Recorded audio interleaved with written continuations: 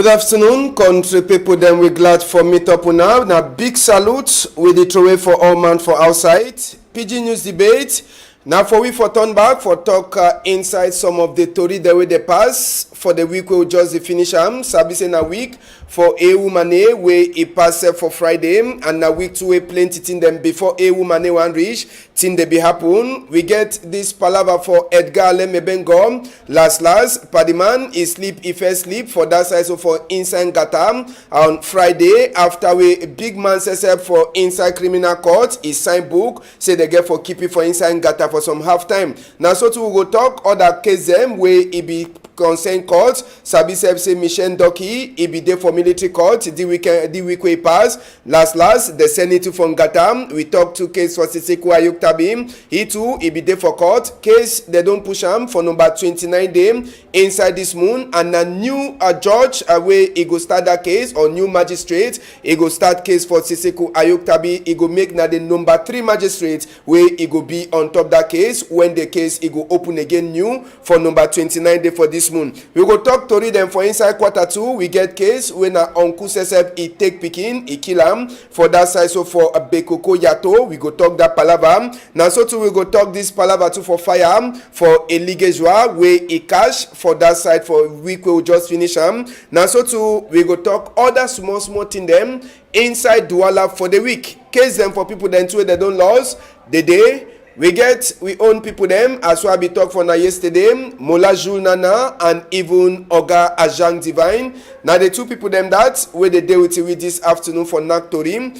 Oga Ajang, good afternoon for you and I'm glad for see you.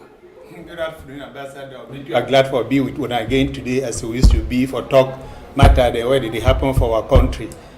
All right, another person will be talk. Na Mola Jules Nana. Mola, good afternoon for you. Afternoon, Ambassador.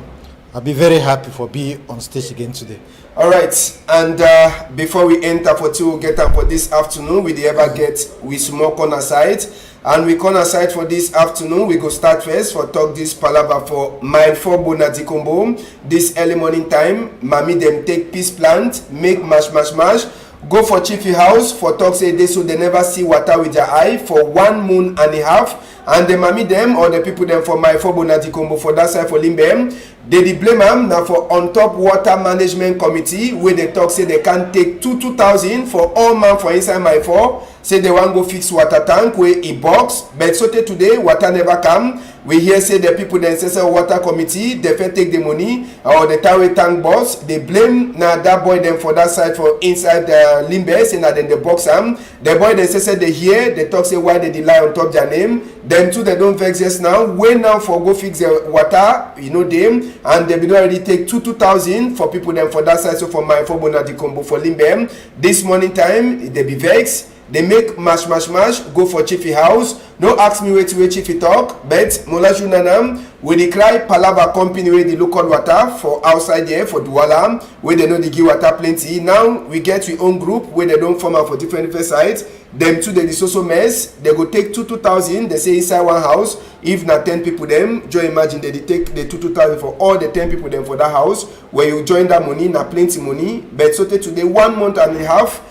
People them for that side for my 4 Bonadikombo they no get water. You check say that they work at this morning time it be na better thing. Now the right way they get for do one.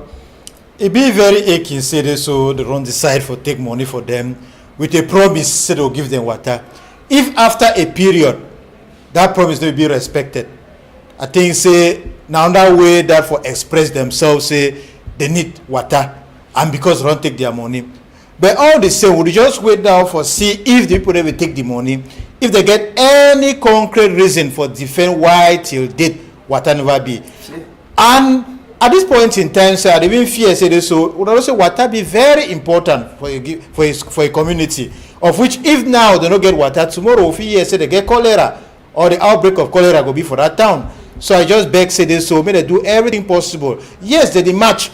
Now good thing, it be a constitutional right for match because they vex. Now it means of expressing their minds or their grievances then.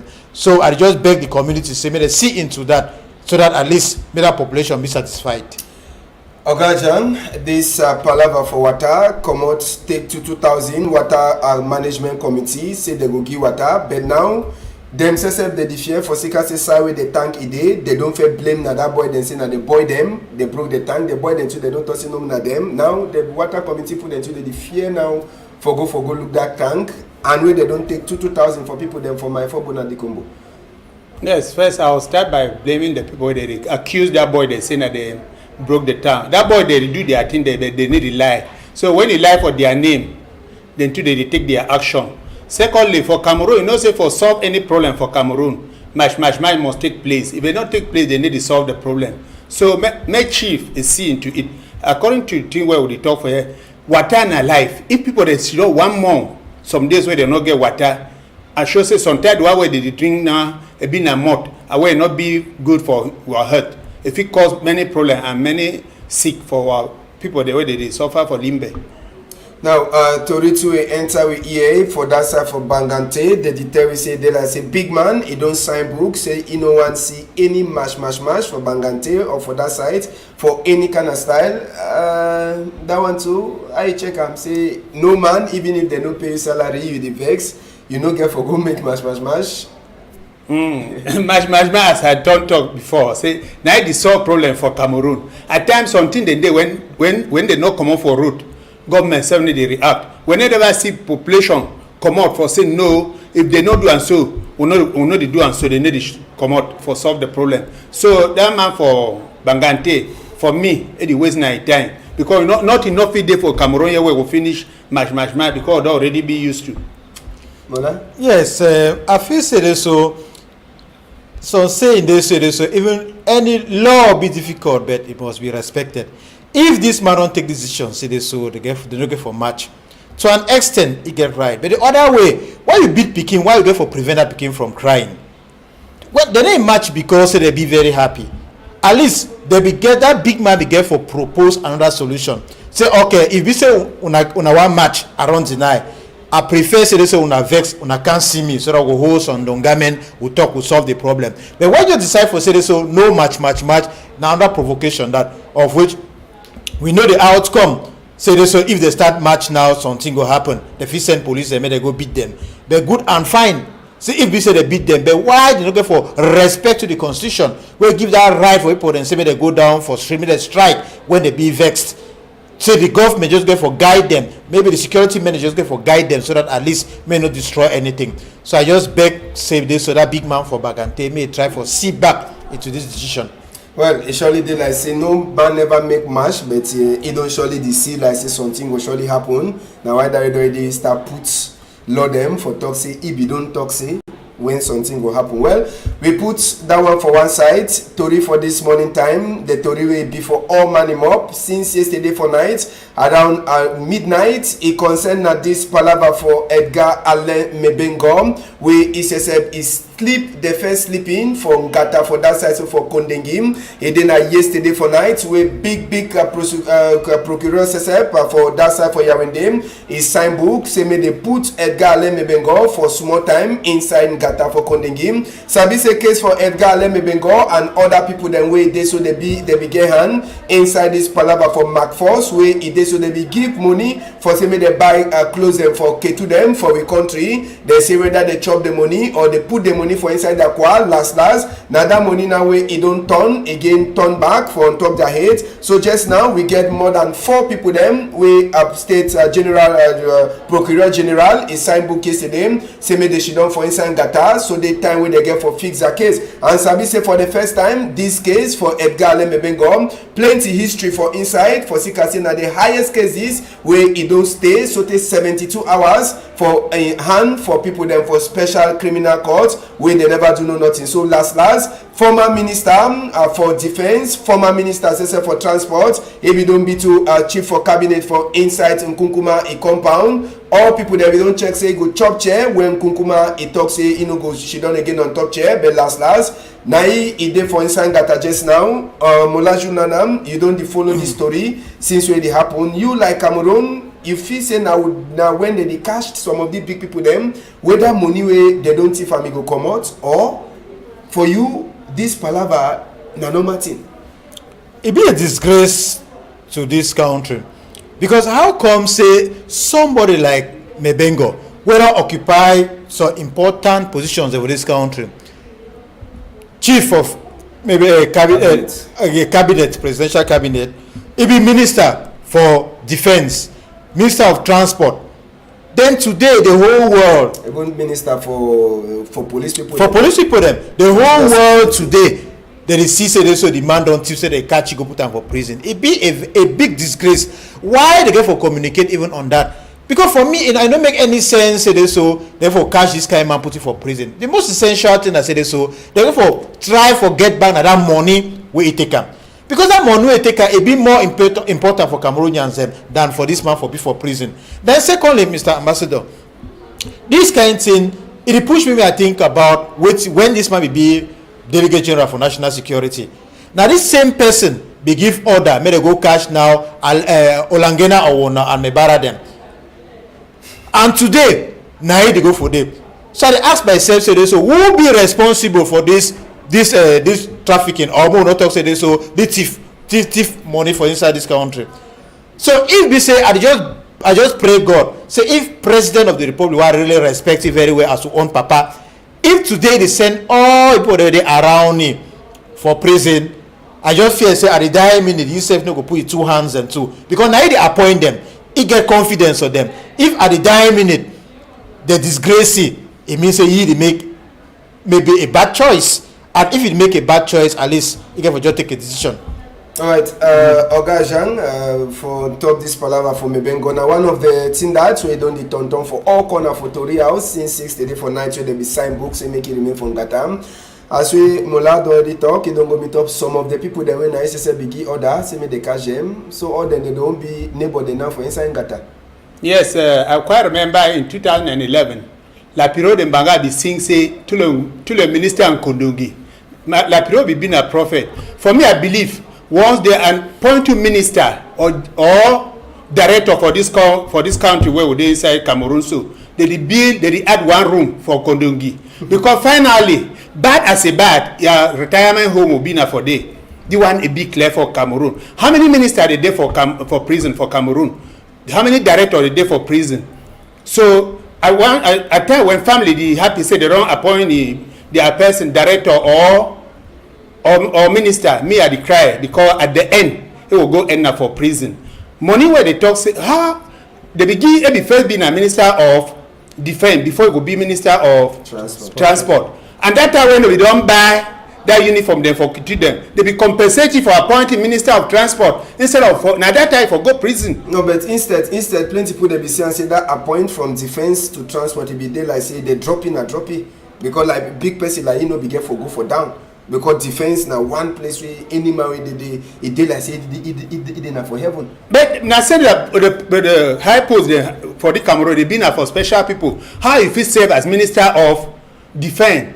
If you don't tire, instead of go for how they appointing another minister. Now how many posts Alain Bengo occupy for the country before minister again it don't be national security. Yeah, national security, defense, transport. Before that one. Chief of cabinet.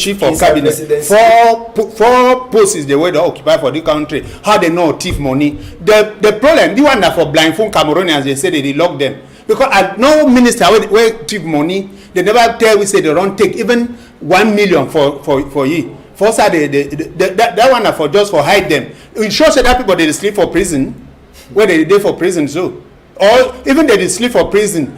Me will be water. They will tell me say. They can mandate for prison. Green say may they sleep for ground or may they go mix itself with that nyama people there. I will put in a for place where go.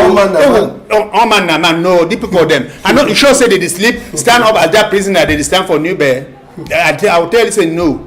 Now their prison na VIP. No, they still enjoy their money. When you talk say if you give amount of money where that man in Basel, now huge sum of money where if you develop Cameroon for employ people there. But yet, equipment for you, they don't take how much from you. Yes, Mr. Ambassador, from where we already talk, we get to understand say so all we will be equal in front of the law, and for that reason, any man will go prison so long as maybe the judgment prove you guilty. But the problem now say so when I look at the time where they try for policeman for prison, it push me really to an extent appreciate this New Deal government their policy. Why? Because I get the impression say they don't see say this so with daily activities it be occupied by this Camto issue. And because they want to distract we, they just catch me Bengo, they put them for this so that at least they just blindfold, we will change our minds and start think about that one. They are sending now for prison. For me, it don't make any sense. First the most important thing now money, and they really know well say this so presently. If they don't talk about Camto, they will talk about this Anglophone crisis. But now when they bring this Mebengo and Onti for day, all run switch your minds for that side. And time they go, I even fear. Say I saw the concentrate now for this Mebengo issue. If one surprise to say they don't, maybe they already judge back. Maybe Siseko or the other people them. So they will just hear now all the results. All right. So the last question I want to ask on top of the palaver, I want to ask and say if the appoint person minister for the country. Yeah. Now for glad or now for John, I say no, I don't want to be minister. I said when they appoint minister for Cameroon, they add one room for New Bell or for Kondongi, because at the end, if we count how many ministers they did for New Bell, if the list over be long, I know all them. I will not name and for it because they plenty. But they never tell we say they don't take a single franc. Better as you declare one side, the kid they cry to one side. For me, I feel say this so to an extent, so you feel glad say you be minister because I mean all the minister them they the thief. And secondly, I didn't start blame the laxity of this of our judges because now everything be concentrated at the presidency.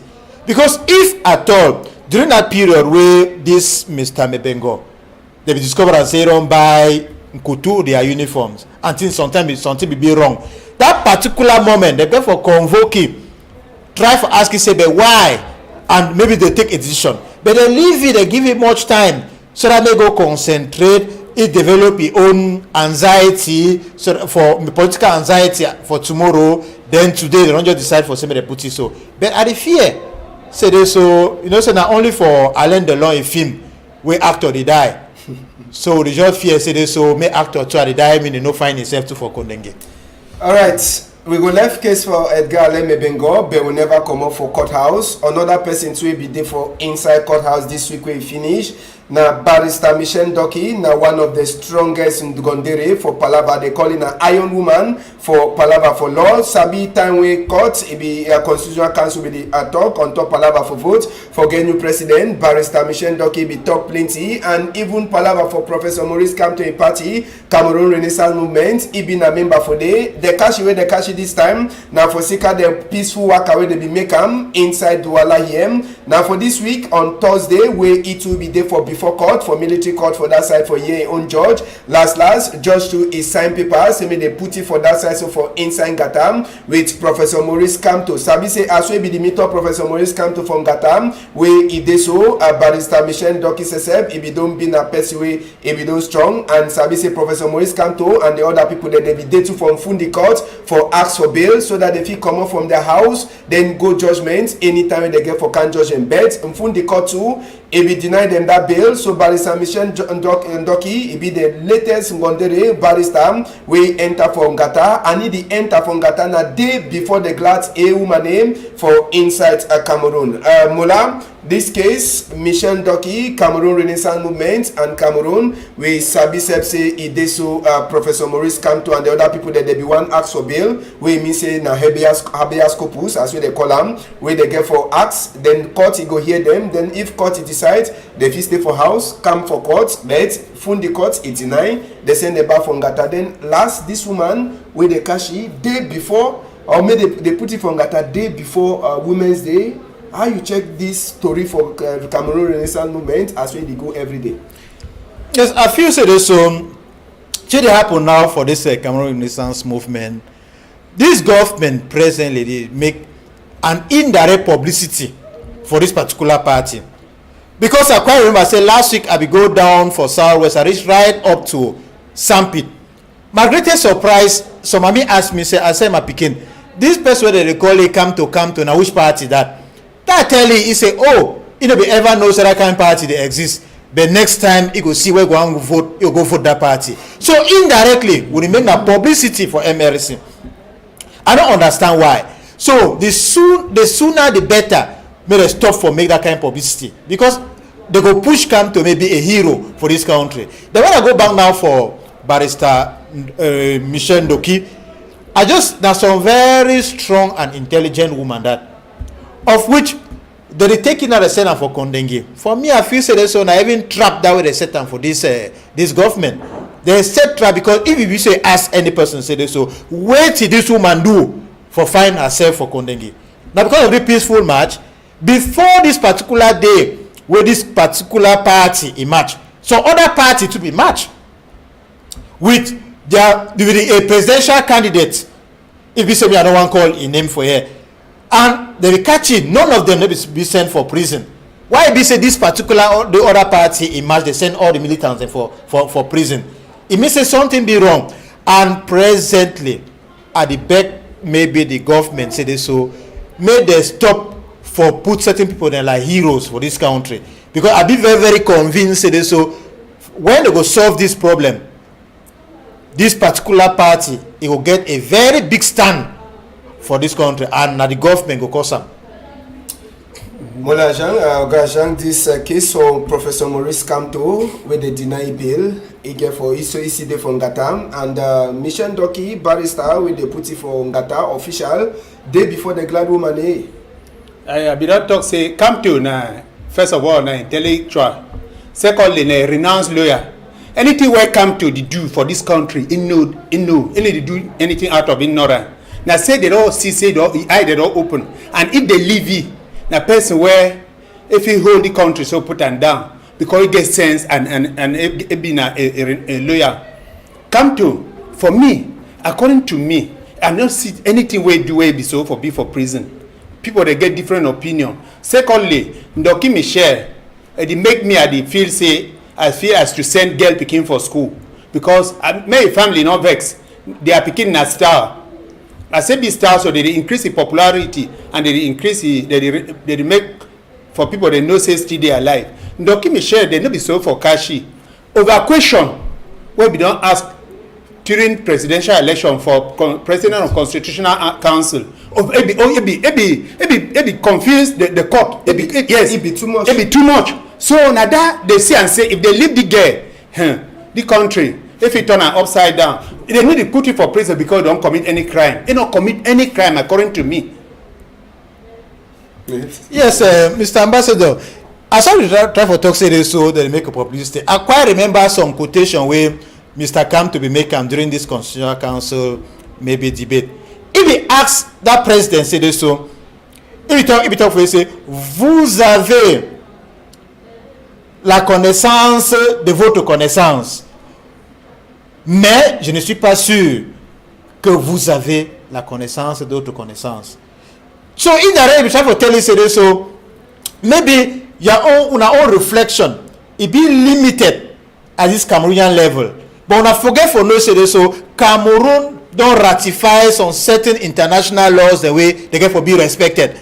And if so, una limit una self for just una national constitution, una be prepared. Say tomorrow.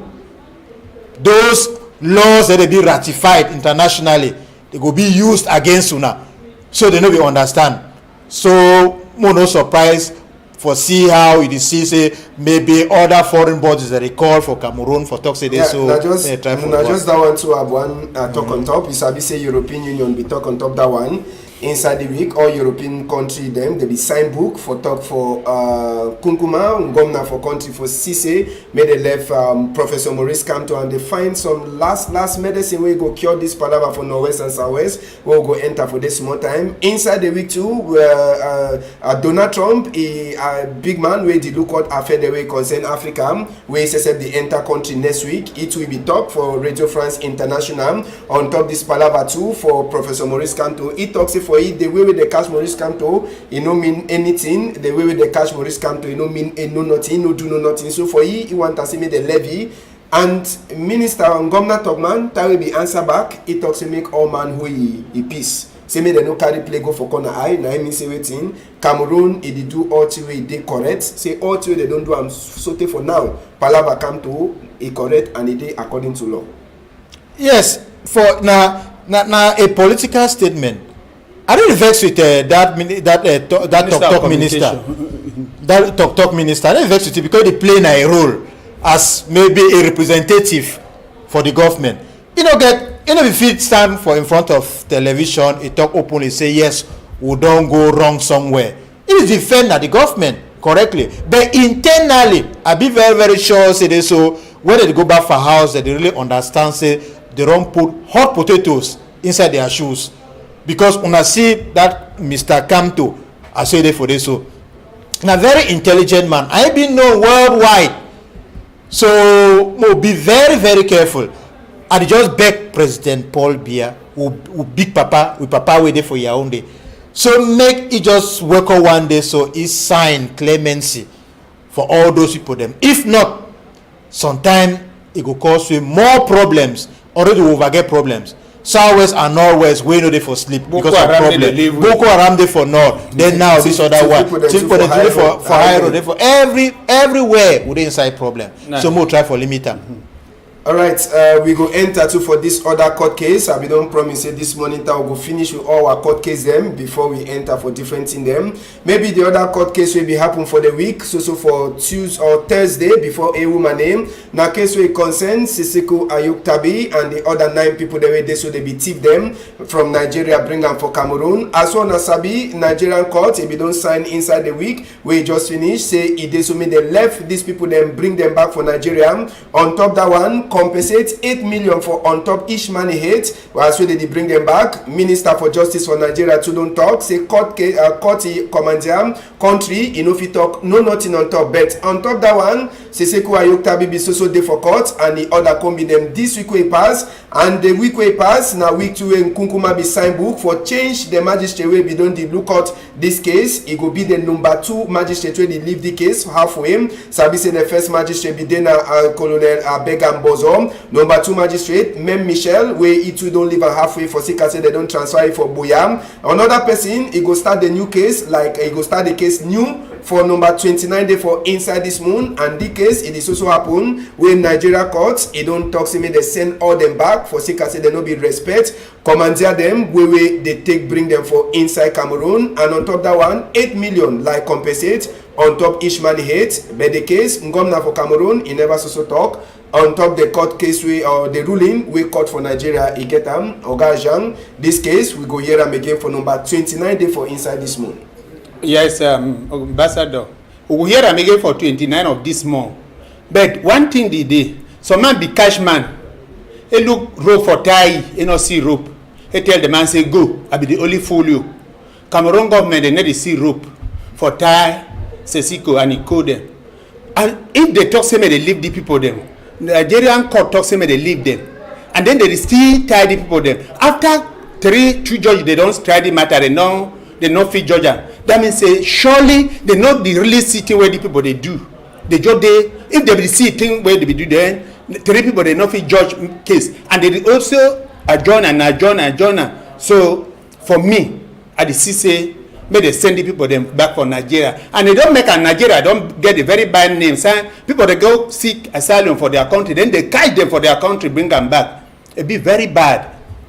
My worry na say may they send the people them for Nigeria as they talk, or may they leave them. If they don't leave these people them, remember any day where they go for court, go start the still continue, which means say government they help for increase and reform problem. Because any day where they do, even bad they respect goes down for Bamenda, where they show say they be the Cameroon they be against 14 where they are locked where they lock them. Now, before I come for Molajul, court for Nigeria talk say on top each of the people that they catch them 8 million 5 million naira on top each money head for Naira, then 8 million for Cameroon. That money for around the 9 people them Cameroon. The condition we would do now, they go fit. Ambassador, if you be sure for key which bird, no fear eye. Cameroon don't finish key which bird. Maybe they support the eye for which bird because not key which bird they fear eye. They must pay the money because thing the way it happen for Cameroon. I'm not sure say that it happen elsewhere. Cameroon not be exempted for the world. Cameroon they are inside world, so they get to copy example for thing where other people then for the world they do. Molajul Nana, this case 8 million like compensates, and the court case is also upon number 3 lawyer. It goes magistrate. It goes start the case again new from number 29 day for this month. Yes, I know Cameroon now we country. I will know how things that happen for this country. I be very convinced that so the Cameroon government no go ever accept for send these people them back for Nigeria. Because if they accept for send these people them back for Nigeria, it will be a defeat. And I just only fear it may not cause any diplomatic problem between Nigeria and Cameroon. Because first of all, Nigeria they make mistake for send these people them for here. Meanwhile, these people will be for Nigeria as maybe asylum seekers. So it be very difficult. Then when they talk to this, so they for pay them 8 million francs CFA or 5 million for each naira. So it just be a continuation for other compensations they don't ever ask and say they pay people them. I think for example, Paul Eric Kinge, he come up prison about some 2 to 3 years ago. They ask and say they pay it too. Till date they never pay it. Why they never pay it? Now because they so Cameroon one proof to the world, so they get carrot and the same time they get stick and carrot at the same time. So I just only pray semi Cameroon government seize this opportunity. I say Nigeria don't start for talk, so okay, may they send them back for day. May they seize the opportunity via this Mr. Ayuk Sisiko, they find solution for this Anglophone problem. Because I be very, very convinced that so if they see this Mr. Sisiko, they discuss with him. They tell you say, okay, you if you talk for Anglophones then, so that made that problem be solved. If you represent we for that region, so that made the problem be solved. Why go meet up the Anglophone tell and say, okay, we'll try for negotiate, may peace come back, peace will come back. If it be say he send them, we'll send them back for Nigeria. Now another problem now will cause some. Because we remain Cameroonians. Though they say this, so they don't talk say they get their passport where they show say they be Southern Cameroonian or Ambazonians them. But not just because they vex, they talk so. If you so propose solutions for them, they go accept for come under a table. They'll come maybe beside the table, they discuss, okay, if we so do this, we go accept for make peace for this country. All right, na palava for stay with 29 day for this moon, another rendezvous appointment for inside military court for Yawende. We the wait, our ESSL be day open for tell us where the story this also happen. Sabi say for sika the palava where they happen for northwest and southwest. Doti too, it don't be now one of the best combi them for people them for inside Bamenda. This week for Bamenda will be turn for inside town for hospital roundabout. Now before delegation that for public health, just so before delegation, now hip for Doti where eternal for the way it is smell. And Sabi say delegation for public health, it just day now for the same place where big hospital session for that side for Bamenda them. But the one, you know, make and say Doti no go turn up for the road, Doti day for all corner. People then session for Bamenda just now, they don't already start for used to with this dirty way it don't be for corner. For Sika waiting, dirty company says them too they hear about for Sika this problem where they happen for inside Bamenda. Even people that say way they the one chop, knows them too, they no care for Sika says how they the chop, just for their back, dirty turn up and they smell for dirty they meet up them. They also chop their chop, they say after all, dirty no the key black man, they the chop, but they the vex for Sika say the town, it don't dirty, people there they sabi Bamenda, they sabi say Bamenda no be don't ever been a dick kind of way. Even road side way it take go for big hospital for Bamenda. Now the road is hospital site dirty it turn up as well see just for tell we say dirty for inside Bamenda just now. It don't be nothing way no man it no fit for talk all man it just see as well if you see Chest Street. Now another side will be enter for this chapter for dirty calling people them Chest Street to the dirty container turn up but dirty day for all sides so they almost cover road and a dirty and road just now for Bamenda they fight people then too they fight with the dirty before they pass for road dirty too it don't rot in so for that side so for Chest Street then with the sea water way they come off for ground just for tell with the kind of condition where a Bamenda it don't be all this time them for Sika this dirty we sabi say even to them for side for Bamenda some half time they be don't come out for see as well they go come out dirty for inside town but last they no fit road side for enter for Pandy Johnny house now the same way we will meet up dirty for that side as well the dirty it don't cover all place so population in the back may they try for see what way they go do for this dirty way it don't enter for inside people them the house so they even for roads where you know they for them for pass. Oga Jean, we don't talk this palava dirty but again we dey ask question if this palava for company where they look out dirty they bring them it been a thing wey for glad or it been a thing wey the vex. For see can say first time wey we dey dig hole dem for we backside, we throw dirty, we no be ever see the kind of thing dem for road. But with as wetin dey change, country dey change, the dirty company too e come, e dey like say dem too dey hear bad. You sabi say dem too dey hear bad for Bamenda. Dirty don be for all sides. And this palava, wetin you get for talk? The company get right for she don for house. Sabi say they don't burn their motor them plenty time. They don't cash their people with them plenty time. All that one they say they make them they vex and fear too. You be used to for Douala for the tea with for Douala here, but I never see heap of the tea for Bamenda as at the sea and today so you know when you just say company where they carry the tea they hear bad. I don't know whether they hear bad now because of Anglophone problem or because they need to pay their money.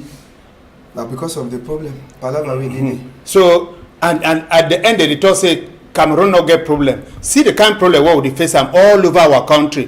When dirty a day for place for corner hospital, that means a man way day for hospital, they say add more sick for you. I see as people they chop for corner where they still add more sick. Tomorrow you will hear say people they suffer from cholera when we would be the cause.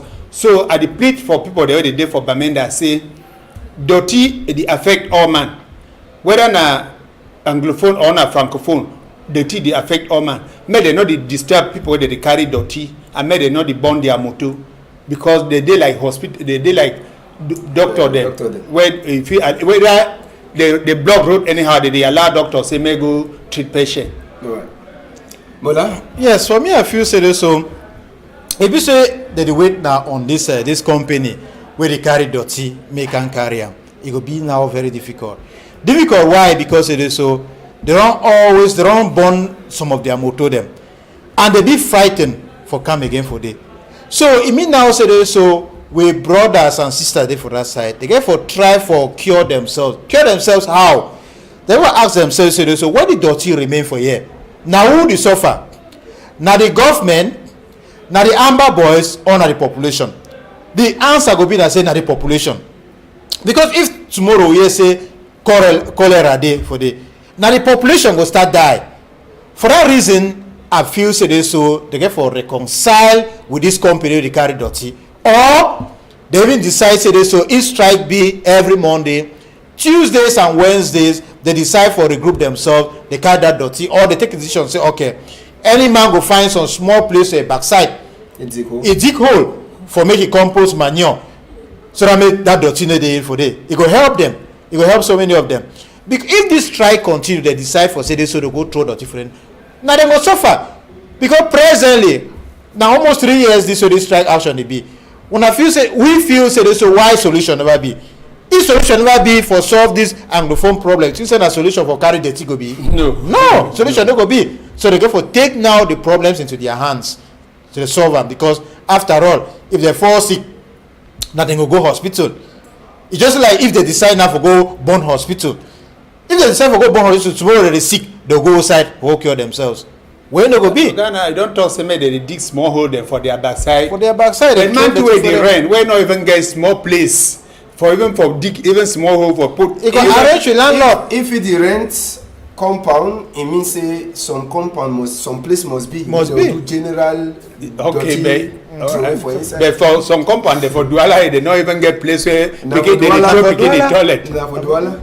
Okay. All right, country people them, if we look with time, we get plenty things that will be get for talk but with time it shows we no finish talk all thing, but we'll backside we will take the last story for this afternoon, and the last story for this afternoon before we get case them for announce. Now this what will be passed for Bekoko Yato, we say for inside Tory House. Now ambassador say be announced lost for some picking where they call it say Lionel, only for say they go meet up Lionel for inside the web for that side. For Bekoko Yato, and this speaking where he get around that kind of 5 years. Now the mommy then says they announce say they don't lose. Immediately as well Tory House he start for announce the Tory say the picking don't lose. Mommy they start take call them, and so one day they ask them money, so take from around 20,000 so they reach for 1 million, and another one we call he asks na 600,000, and Sabi say this palava so call the people them now only the uncle for the picking he be do all the thing for that side, and the uncle to be for all the salary they be define picking is Sabi salary keep keep the pikin.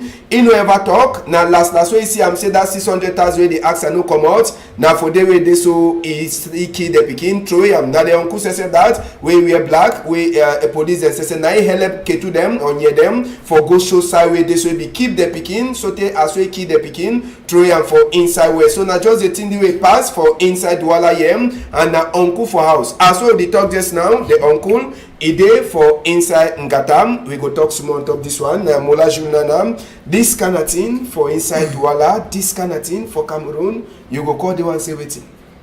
This Cameroon is sick. With this problem we get an us everywhere. It don't push Cameroon and make it really sick. Now why that even yesterday when they celebrate this woman their big day, I be vexed with the team. Because I don't understand why at this point in time where people really suffer, people they like money more than their brothers. Person go decide for take his own brother go kill him because he want money. Then woman go bring out a team for say they need equality, gender equality. Which kind of gender equality they want people they suffer? Instead of even strike say so they want peace for this country. May woman they be at the forefront for bring peace inside this country, for push for them, at least they chop well, they forget about this satanic acts them. They say they want gender equality. Which gender equality they want? Now picking that now woman they born all now woman born all over for here. Then for whiskey where they come out the rope where they use and fix woman them. Now for sure they move with ribs or fix woman them. But woman they get for at least they be mammy them. They be mammy them. So they get for take now they get for even solve this problem they go on. See person will carry some small picking future leader of this country, they go try inside it so they don't catch the person. The woman they go wake up they work for say gender equality. Gender equality say don't be waiting. Yeah, that's it. I don't know if he prompt a young man like this one, where if he walk, even now, if he even do even job, get money, they take him uncle Peking, go to kill him, say me they give money. The kind person immediately as they kill him, so a pass person way thief, where they kill him immediately because the own act way committer it been a very worst case. So all the kind of thing the way that they happen. So one day been a sect. I'm not sure say normal person you go to your uncle Pekin, you go hide them. They have money. He be the uncle for that Pekin. Me say that Pekin na brother Pekin. Na you want talk say you know. I'm not sure. I know city where go promptly for take the brother Pekin go hide and say they find money. So they kill the Pekin go through where. So I think understand say sometimes that boy a bit possessed or they for inside some sect. Alright, country people then, if we not look time, my time don't finish. We get plenty thing there for talk for now, but we know if we get plenty time, we go surely get time for talk this case and for people there they don't lose. We go talk an hour for PIDGIN for sicker time. We get the first case where they calling Alfred, in name na Camta Alfred. Now the first photo that we did for we before. We'll go show now Camta Alfred, he get now 14 years. They talk say this speaking come off house on number 9 day for February moon 2019. He be the go school and as since time we come out in over turning back for house. This pikin na pikin wey dey for form 3 for college for that side from Jumbe. The pikin he talk Emmanuel Macron country talk and he dey talk Queen Elisa too a country talk and the pikin he sense he dey fine. Na him say he know the colo. So Oga Kamta Allen Marshall he dey beg any person wey don't see this pikin or he dey keep am make he call the thing number them 679-466-911 650-252-492 or 690-086-291 or you take and go for near their office for Njombe. If you know if you take them for near their office, Jamdan office on Njombe, you fit take them for police office for either for Njombe or from Bangam, or you bring it for Equinox Story House. They say plenty dash, it wait you.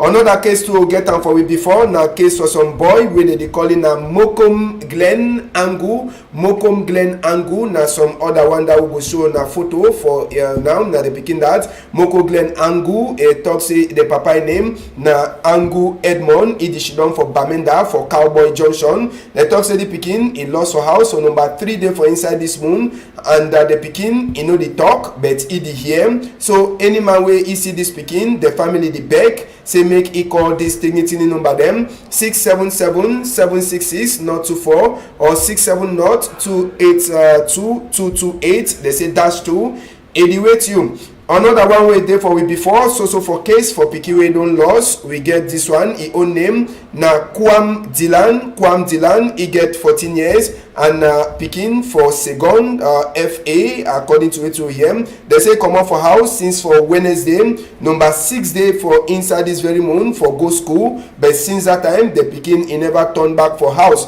and they talk say their house e dey na for that side for Makepe. This pikin he been a correct bilingual pikin, he dey talk French, he dey talk English, and the pikin he head he turn up fine. It means say he no get any sick. So just now they say he be go school for that side, so for Kate Nyala, yes, now for that side they go school. So ma Abuan he dey beg any person wey don't see this pikin or he dey keep am, make he call the dignity number them 676 546 445 694 86 283, or he take it for the 12th district police station, or for Bonamusa the gendarme the office. If not, you fit bring am to for Equinox Tory House. Last one we did for we before, na this woman we Oga Mba Simon, he talk say this in a woman this he get 29 years, and the name Nangwe Georgette. They talk say come up for married house we they she done for that side for Boko na village since for Saturday number 2 day for inside this moon. They say Georgette he no turn it back for house since the day we come out na married woman, and they talk say time we be come out he be wear some better clothes with a yellow column, and they talk say this Ngondere he head eternal fine, he no decrease. The Ngondere they talk English and he talk French. It means Emmanuel Macron country talk, and Pinelisa he pass for more fine. So they beg Ogambas Simon when a woman he beg any man where he don't keep Georgette, whether Georgette don't go na for outside we no sabi, but any man we don't see the photo make he try for call this thing number them 678 832 202 672 328 700 or 677 650 816. Any person who is sabi this face and I don't see him, try for see as we go. I'll call the number them we don't give them for now. Now woman we don't married, now I mean say he don't run married. They define it just now. You way they keep him, I beg, never may go for a true massa. So we don't finish story. Mola Junana, thank you plenty for your time.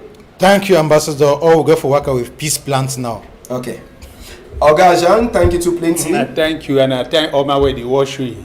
All right, people that way they no be get time for look we for Facebook Live. You fit also turn back for look we for YouTube. Rebroadcast for Tori, it go pass for 8:30 for Sunday. Make man no shake. I want time plenty Danny Warenzede. Thank you to Francis Boyom, Malis, and even Madam calling her Nadine Guafo. With them to they put hand for Tori happen fine, and all people them for we region them with the help for Tori it go for before with the member owner. When I hold them tight, sote for Monday if Papa got the help for 8 o'clock.